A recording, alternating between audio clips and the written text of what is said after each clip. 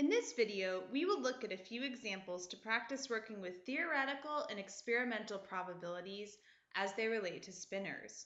In example A, it says you are spinning a spinner like the one shown below 20 times.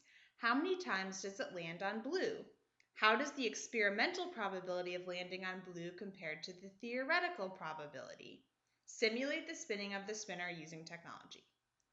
All right, so this is the spinner divided up into 4 equal sections. So the probability of landing on blue should be 0.25, which is the theoretical probability.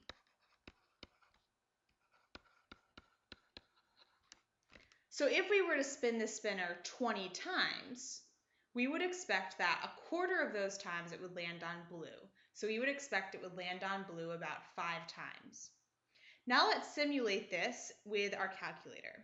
So I've gone into the probability simulator, which you get from the apps section, and we're going to select spin spinner, which is number 4. Now we're in here and I want to set it to 20 spins. So click zoom, which is the button under set, and type in 20, and then click OK, which you do by clicking the graph button. Now click window, which is right under spin, in order to spin 20 times. And we can see it's starting to spin, and there's the 20 times. So it looks like it has spun 2 the most times, and 1, 3, and 4 about equally. In order to correspond this spinner to ours, let's just label it with numbers. So we have 1, 2, 3, and 4. So we're looking for the probability of getting a 1. So we can click the arrow right here to see how many times we got 1. We got a 1 5 times. We got a 2 7 times, 3 4 times, and 4 4 times. So actually it worked out pretty well for us right here. The probability of blue was 5 out of 20, which is 0.25. And that was our experimental probability. Now, keep in mind that if you did this, you might not have gotten the same numbers. In fact, if I did this again, I'd probably get slightly different numbers. So you won't always have these two numbers match exactly, but what should happen is as you increase the number of trials, so as you go up from 20 to 30 to 100 to 1,000, those two numbers should get closer and closer to matching. So if you tried this and yours didn't match right now, that's okay. All right, let's go on to example B. So in example B, we have the same spinner, and it's asking us to spin 50 times and then 100 times. And how does that change the experimental probability? So let's do that. So I cleared the memory for my spinner, and we're going to try spinning it 50 times and check what happens as far as the experimental probability. Remember that the theoretical probability is always 0.25.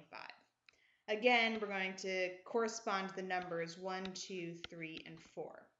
So we'll set it to 50.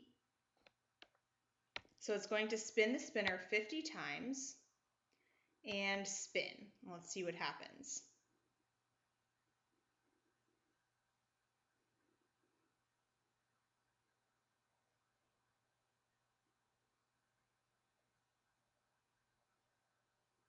All right, so there we go. I can see how many times we got a 1 by highlighting there, and we got a 1 13 times. So the probability of blue was 13 out of 50, which is 0.26. What if we were to do it 100 times? So I cleared it again, and I'm going to set the number of spins for 100 and have it spin.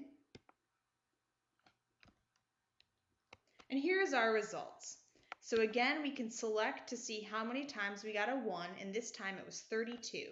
So for 100 times, what we got was the probability of blue was 32 out of 100, which is 0.32. So interestingly, this number was bigger than this one, and they're both bigger than the theoretical probability of 0.25. What you typically would expect is as the number of trials increases, the number gets closer and closer to the theoretical probability. But for that to be true, really, it has to be very big numbers, like 1,000, million. 100 isn't that big in the scheme of things.